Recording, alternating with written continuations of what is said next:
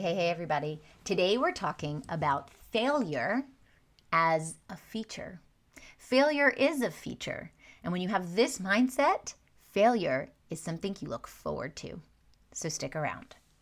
You're listening to Marketing Tips with Meliss podcast.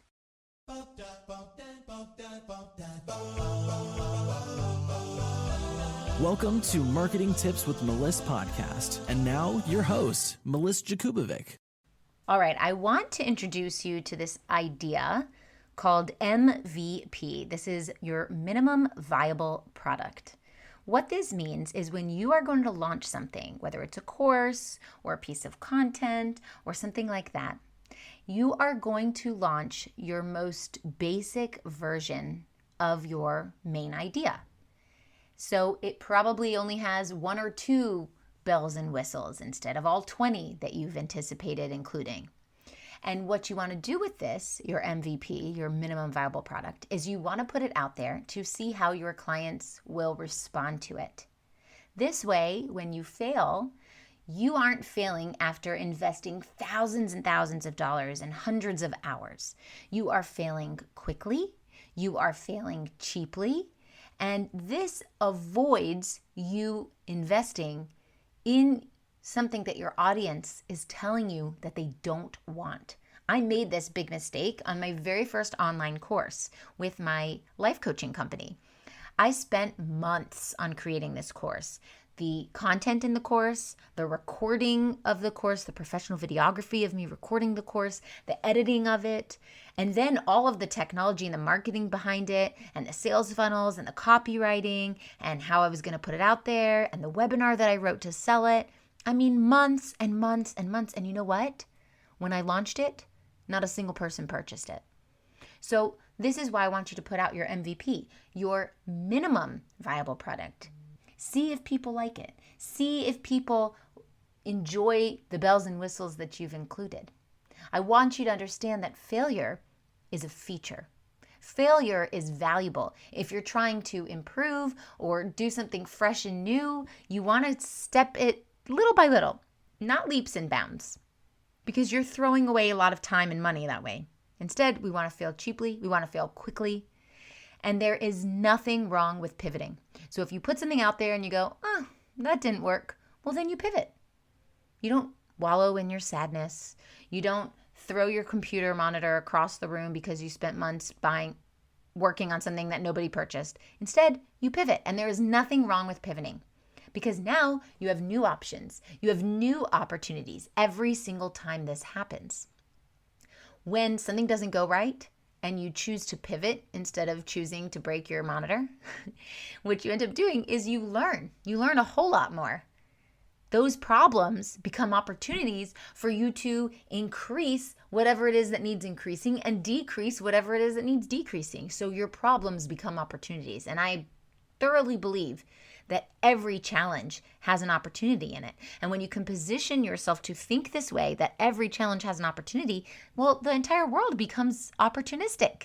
How beautiful is that? Especially as an entrepreneur, you're the innovator, you're the creator, you're the one that comes up with the ideas that are birthed through the problem. So if everything is not a problem, everything is an opportunity, well, now it becomes this fun adventure to create some sort of success from this failure. So there's nothing wrong with pivoting. And instead of having to guess what people want without asking them, like I did with my first life coaching course, and then also rejecting any feedback that you get because you've already put in all the time and you don't want any feedback because you don't want to change anything. Instead, we live in a digital world right now where we can literally ask people what they want. And then we can go create it from there. And then we can release it asking for feedback, and then we can improve on it. This is what a beta course is. You launch your first version of the course, you get feedback on it, and then you launch the real course that includes all the feedback.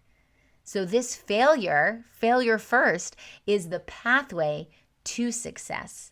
It gets stronger by failure. You get rid of what your audience says they don't like, and you make stronger the features based on what they do. So fail is not a negative word. It's a good thing. And I want you to fix your mindset into understanding that fail is a positive. Action and failure go hand in hand. They go together. So when people stop taking action because they think they failed, then what you have is this idea that failure is negative. Instead of asking, okay, what can be improved? What are the alternative ways of doing this? How can I do this better?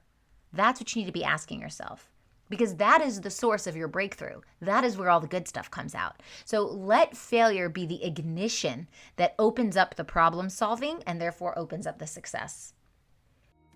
I'm sure that you've been told over and over and over again that creating content is an essential part of your marketing plan. But if you're like most business owners, you might be stuck in analysis paralysis, trying to figure out what, where, and how to post. Or maybe you've been creating content like crazy, but you just aren't seeing the results you've been promised. I promise you, you're not alone.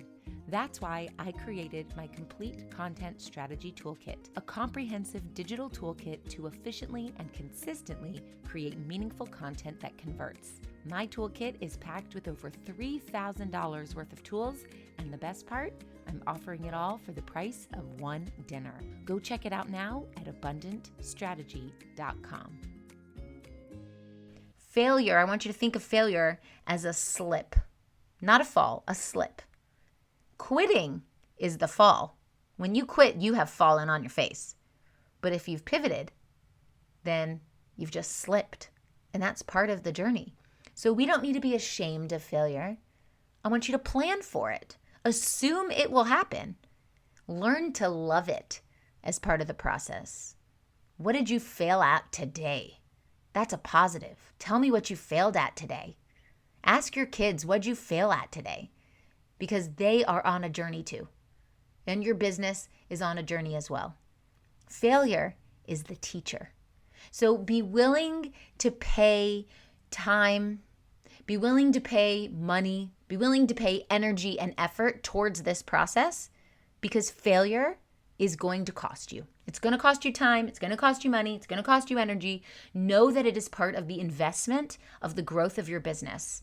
It is part of your process in business being stronger, being quicker, reaching more people, having better products and services, really improving in every area of your business when you can say that failure is positive. Failure is a feature. Okay, I hope this helps, and I'll talk to you soon. Thanks for listening to the Marketing Tips with Meliss podcast at www.marketingtipswithmeliss.com. Hey, coaches and healers, it's time to feel supported in your business. Head on over to our free community to get access to my best resources for free. I'm talking marketing tips, business strategy, feedback, and so much more. Join now at magneticmarketingmastermind.com. See you there.